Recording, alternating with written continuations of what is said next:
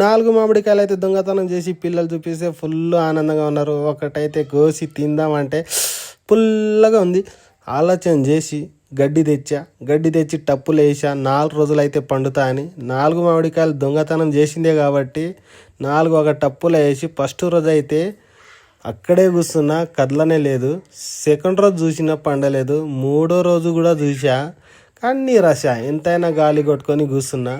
4వ రోజు అయితే రిజల్ట్ అయితే వచ్చింది. ఒకటైతే ఖరాబ్ వచ్చింది, సెకండ్ కూడా ఖరాబ్ వచ్చింది. అందుకే పెద్దోళ్ళు అంటారు దొంగతనం చేయొద్దు బిడ్డా అని అంటారు. కానీ మనం దొంగలం కదా.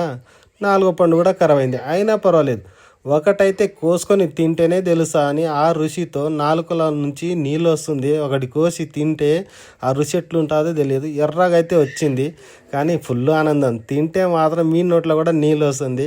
ఎవరి నోట్లో నీళ్ళు వచ్చింది, ఎవరికి వీడియో బాగా నచ్చింది కామెంట్స్ అయితే